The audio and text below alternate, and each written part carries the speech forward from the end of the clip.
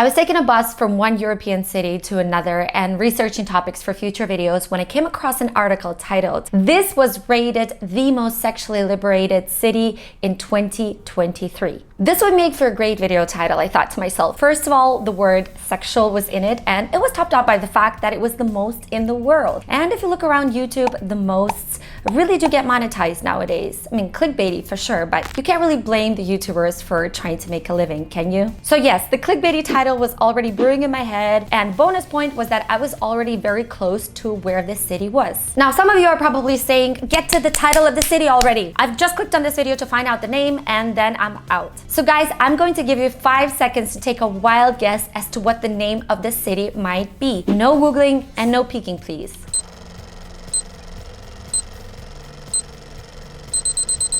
If you'd written Berlin or Amsterdam, you are wrong. The city is actually Cologne, Germany. I'd actually never been to Cologne, and literally my only point of reference for the city was the one time I went to a party and I met a German guy, and he had told me, I'm German, but I'm not a regular German. I come from Cologne, so I'm a cool German.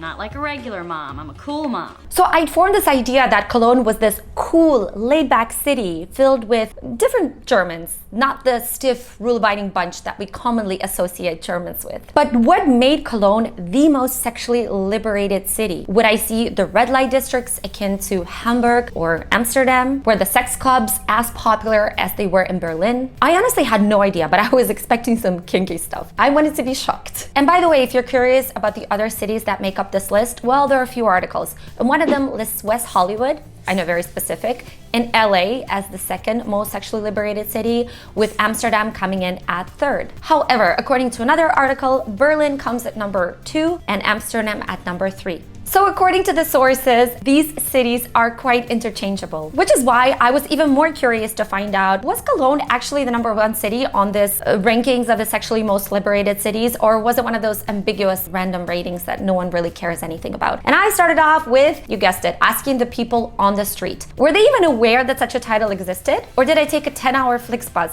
for nothing? So in 2023, this year, it was rated the most sexually liberal city. In the world? In the world, I don't know. It's okay. really... In the world, it just got voted Really? recently. Okay. Yeah, it can be. I would say it's pretty accurate. Because we very open, friendly, we love everyone. Open-minded. Open-minded.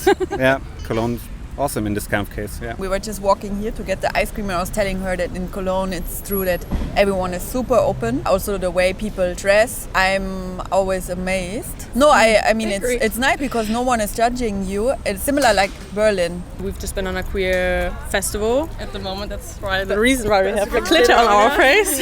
So the blue means you're open for all relationships? I think because it's a leaf, I think that's what it means. But all like any sex? Anything, yeah. Okay. I came here in the 80s, middle of the 80s, and there's always been a big gay pride, I think bigger than anywhere else in Germany. I'd say this is related to all the country because Germany is really very liberated in this case. People really know how to have fun. The nightlife is on a level. I say gay people could be very happy in here. So both of you are open for like anything, right? Yeah, we just decided that we would. Okay, so if you had a woman, just to support. Yeah. There's specific clubs here and specific parties where you can dress whatever you like, even if it's like completely naked. Not even like parties that are considered to be sex parties, just parties where it's a lot more open and you can kind of like do whatever you want. I mean, we just had Christopher Street Day a few weeks ago. It was amazing. You should have been here on that day because it was so open and people were literally almost naked. I mean, they were showing their nipples, just normally walking in the street.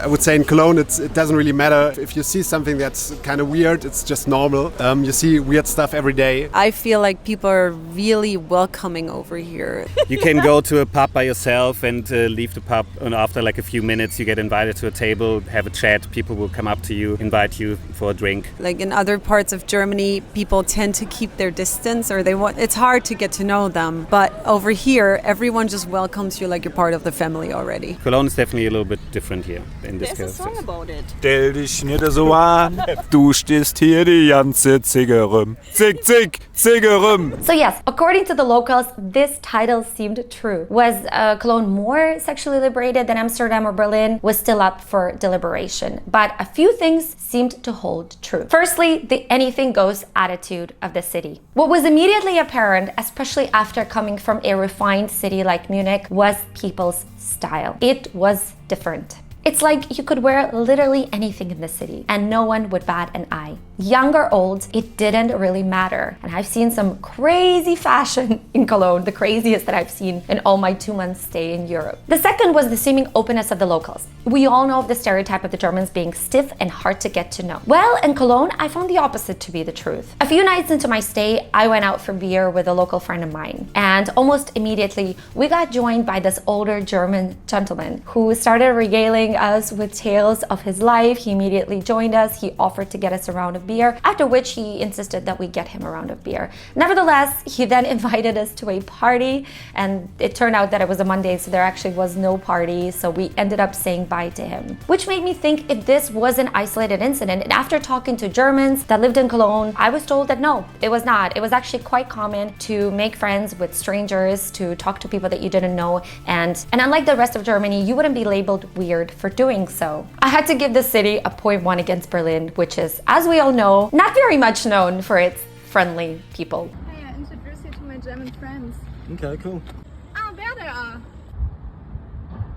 I'm guessing your favorite color is black. The third was the huge LGBTQ scene in the city. With 23 yearly events, 4 pride parades, it has the most LGBTQ yearly events of any country. Today, prostitution is legal, gay couples can marry, and anyone can change their gender at will. But was it the most LGBTQ friendly city? Not sure. There was a whole lineup of cities that were just as tolerant to the scene, such as Madrid, Toronto, San Francisco, New York, and Amsterdam. So it didn't really make Cologne any more special for me. One cool thing about Cologne was that it seemed a city of ongoing festivals. The day I arrived, there was a live music festival, and every local I talked to tried their hardest to convince me that I had to come here for the Carnival season. Forget about Brazilian Carnival. Cologne, Germany is where you want to be if you want to party it up at the Carnival in a much colder climate. By the way, the Carnival in Cologne is literally happening right now, and I think it goes until February. So you have a little bit of time if you want to make it for the Carnival season.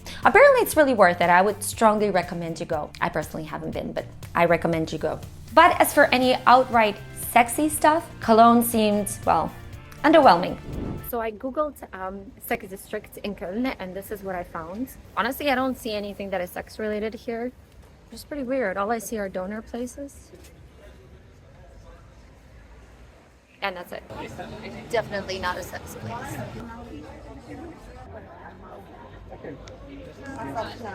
There is some sushi though. Who needs sex when you have all you can eat for only 23 euros? So yes, my search for a red light district ended up in me finding a few really good sushi places and falafel places. But as for anything else, well, there was nothing to write home about. Let's just call it that. But here is the big but. I got so engrossed in my clickbaity title that I forgot to make the distinction between sexually liberated and sexually active. Sexually liberated refers to an attitude of tolerance against alternative lifestyles, and sexually active is a city like Rio de Janeiro, which is just that. Sexually active. And of course, what made Cologne possibly number one was its tolerant attitude towards all kinds of alternative lifestyles, such as open relationships. Upon further research, I found out that 1/3 of Germans believe that monogamy is outdated. Apparently, around 48 to 49% of people between the ages of 18 to 29 believe that open relationships will be more common in the future,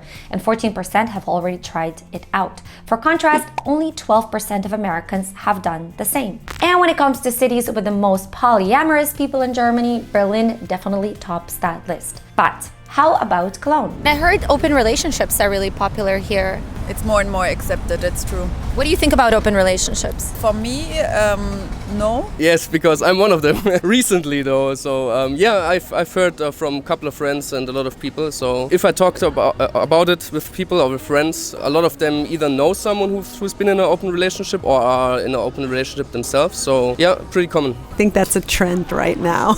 Not sure if yes, I'm not sure if that's only happening in the city. I find it totally fine if other people have an open relationship. Yeah, I mean, I think it's great because why hide or try to be someone else that you are not? I'm in an open relationship. Yeah, we have our rules. Don't take numbers. don't see each other again when you have a one-night stand, and then for me it's fine. Do you feel at all jealous of your girlfriends? I don't know. No. Have you noticed that in Cologne in general there is more open relationships here? Yeah, a lot. I think we are very open-minded. Here are some relationships with 5 people. Do you know some people like that? Yes, but only in the gay scene. So I know some couple with 2 girls, 1 guy, and the other way. So yes, after my week in Cologne, I can say with certainty that nothing really shocked me about the city except for a wackier style and a friendlier, more liberal mindset. I'd say the only interesting contrast was seeing that extreme liberalism alongside the fully covered Muslim population. That was an interesting mix. Other than that, Cologne did remind me of just a friendlier version of Berlin, which I guess earns it that title at the top of the sexually liberated pyramid. And if you come with the same attitude, you're gonna love Cologne. But if you're looking for something a little bit more refined and polished with cleaner streets, then I think Düsseldorf is your best bet. Do you think that Cologne is a city for you? Let me know in the comments below. And if you're curious about how we connect and date around the world, then this channel is definitely for you. If you've been a long-term subscriber, that you've noticed a change in style. But my goal has always been and will always be to give you the most authentic, honest, and valuable insight into people around the world. And if you feel that it does that for you, I would very much appreciate your support. After all, I make the videos for you, and your support literally means the world. If you want to go even further, then check out my podcast, which is now on Spotify and YouTube. In it, I interview people from all around the world, from content creators to real people on topics such as cultural differences, moving abroad, connecting with and dating people from different cultures. So if you have a curious mind, it's definitely worth checking out as I interview some incredible guests and also share my own experiences in the process. And as usual, stay tuned for next week's video and keep breaking down your barriers.